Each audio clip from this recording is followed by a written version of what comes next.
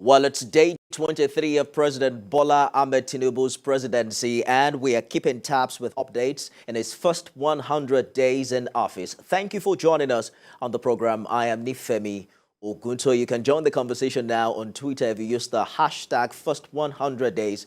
Remember to tag at TVC News NJ. Let's bring you updates on the first official visit of President Tinubu to France. The president has received briefs from Ambassador Laro, Permanent Secretary Adamu Lamuwa, and other officials from the Nigerian embassy. They presented Nigeria's position on the summit and the scheduled sideline meetings with leaders and multilateral institutions. Recall that President Tinubu departed Abuja for Paris for the Paris summit for the new Global Financial Pact on Tuesday. He's expected to also participate, review, and sign a new global financial pact that places vulnerable countries on priority list for support as well as investment. The summit will hold from June the 22nd, I believe that's tomorrow, to 23rd, and President Tinubu is expected to return to Abuja on Saturday, 24th June.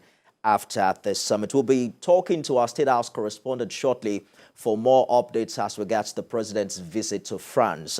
But tackling security is one of the core objectives of President Bola Ahmed Tinubu in achieving a desired result of a safe country. And that's exactly what he said during his inaugural speech on May 29.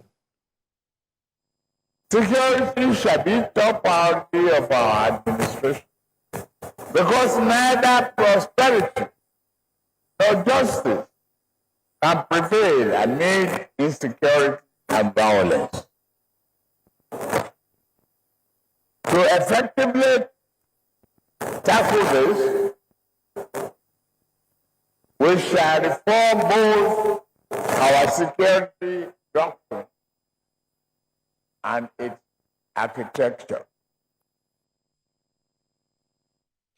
We're looking at collaboration between the presidency and state governors shortly on the program, and we'll be talking to the Plateau State Governor in a minute. But let's return to our State House correspondent who is standing by for more updates on Mr. President's visit to Paris. Femi, President Tinubu, we understand, will be attending some sideline events in Paris with leaders and multilateral institutions. What more have you gathered about this first official trip?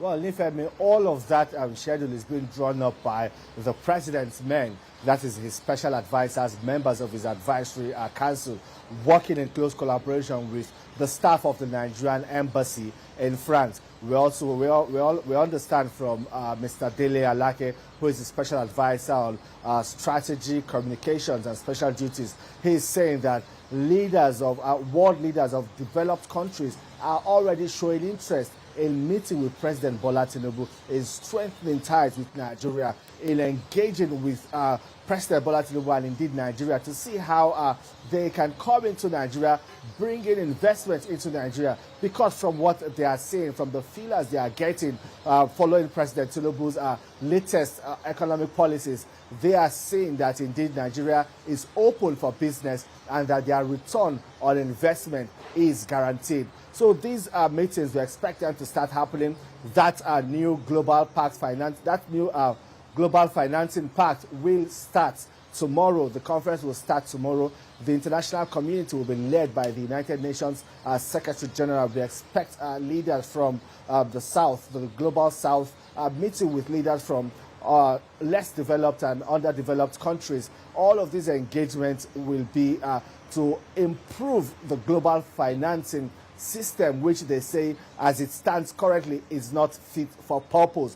Currently, we have this global financing system of about $300 trillion assets. And what world leaders are saying is that this is not fit for purpose because it makes disadvantaged countries more vulnerable. The poor and smaller countries are more vulnerable with what is currently obtainable. So they are looking at rejigging all of these and improving the whole system. And President Tinubu is also making his own plans to ensure that Nigeria has a stake in all of this, Nifemi.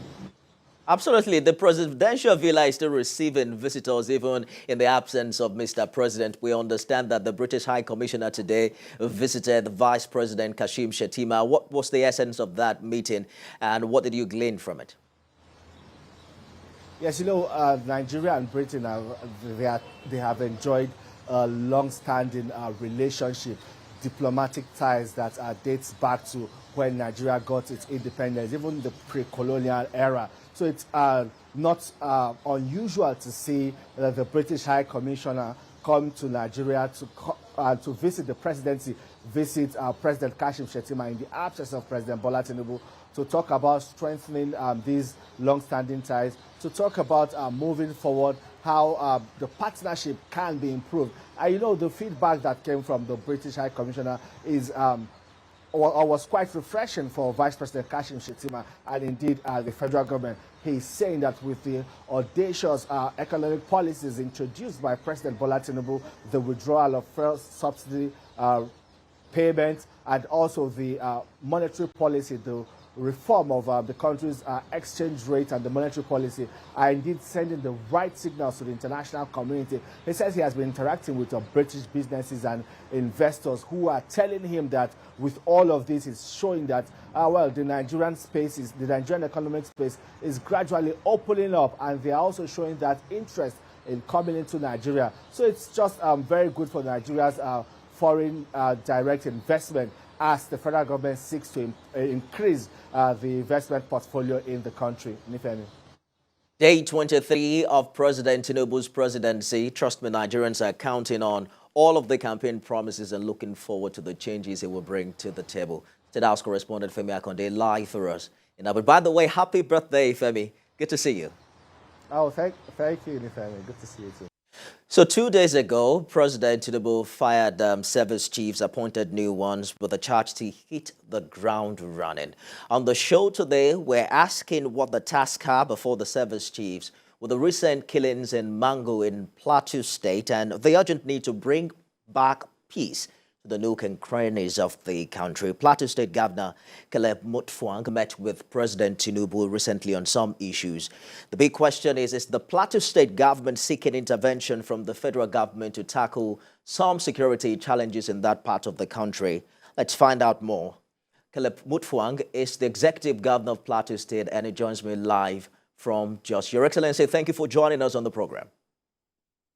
Thank you, Femi. Good evening, Nigerians.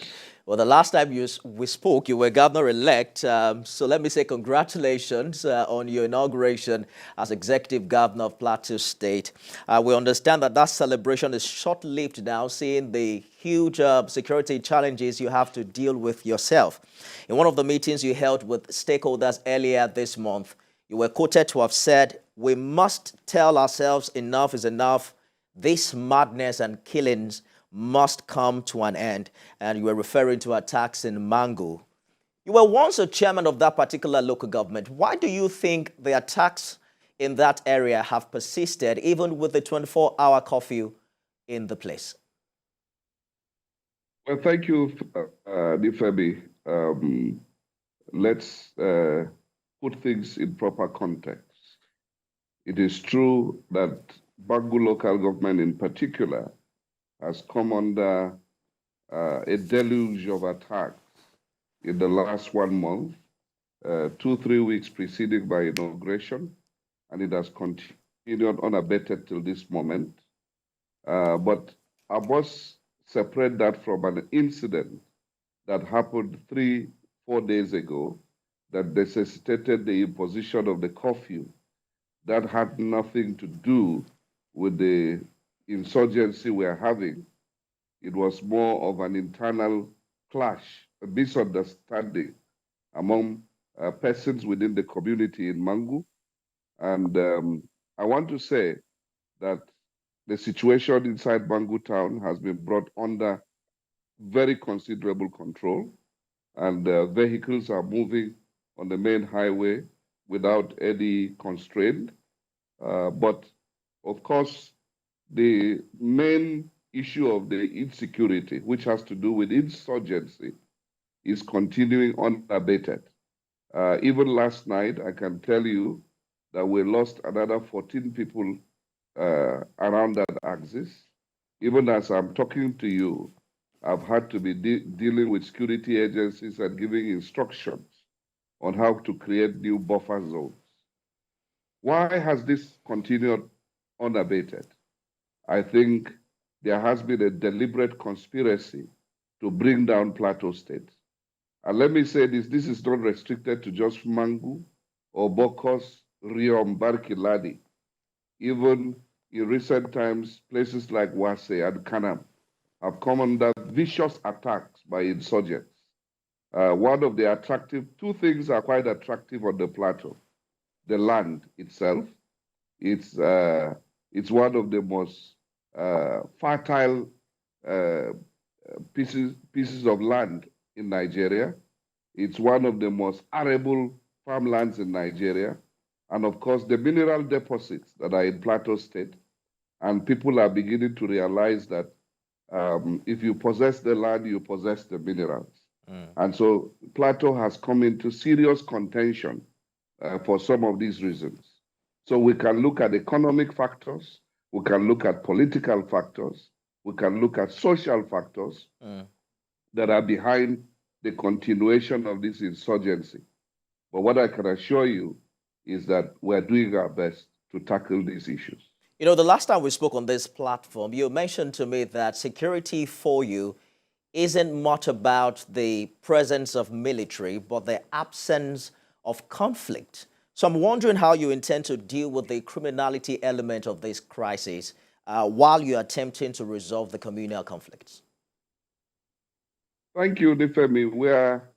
We're doing a multi-pronged approach to this issue. Certainly, while we are identifying the people that we need to dialogue with, and we are stepping up the process of engagement with the leaders that we believe are influential and can bring this scourge to an end, we have to deal with the criminality. The criminality has to do with communities being invaded by people we do not know where they come from. The other day, we had a group of about 100 motorcycles crossing into a community on the main highway, each of them carrying not less than 3 passengers on the motorbike, and each of them, of course, fully armed. Where are they coming from? Where are they going to? Who called them? Who sent them? These are the things we're asking the security agencies to help us unravel. Well, we spoke with a community leader on the news a few days ago, and he alleged the complicity of the military, particularly in Barkin Ladi. According to him, these communities are now requesting for only the service of the police. I'm wondering if that is something that you're worried about, and what are you doing about it? Yes, I've received such complaints, but we do not treat them lightly. We also engage the top brass of the military to try to investigate if there are possible infractions by their men who probably do some things out of their manual of operation. We're engaging the military in that regard, and so far I want to say kudos to the military command, because one of the incidents we had some 2 weeks back, when a soldier was alleged to have shot a civilian, we took it up with the military authorities and they promptly acted. And I can assure you that investigation is ongoing and they are dealing with the matter. Now, sometimes, again, the rules of engagement do not allow the military to open fire, even when they are seeing the insurgents. And so people who are victims of this insurgency feel the military is not doing what it should, but they can only act within their rules of engagement. So sometimes it leads to frustration, it leads to allegations, and so on and so forth. But what I can assure our people is that where there are genuine complaints, we will ensure that those kind of officers are brought to book, where, of course, we must also promote cordial relationship between the military and the civilian population. because we have to be on the same page to be able to win this battle. You met with the president recently, and you mentioned to reporters that it was a private meeting that you're not willing to talk about. You may have changed your mind, but are you hoping to, work with the federal government? Is there anything you're looking forward to in the presidential villa as regards the challenges in Plateau? Oh, sure, Nifemi. Plateau State cannot be an island. We have to work in collaboration with the federal government, given our security framework, our security architecture. As you know, all the security assets are in the hands of the federal government.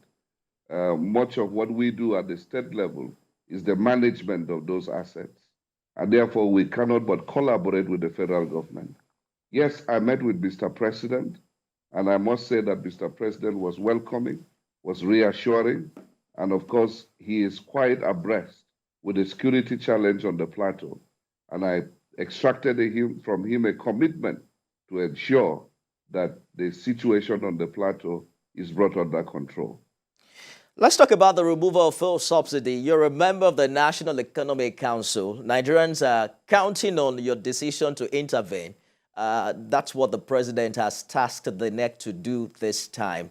What are you doing to help people in Plateau, to survive these days, the days where, they now have to pay almost 3 times what they used to for a liter of petrol?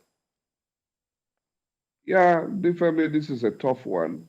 But let me say that the NEC did set up a committee to be able to work out some of the details of these palliatives so that we can, as soon as the subsidy, the value of the subsidy begins to flow into the states, we will not misuse those values.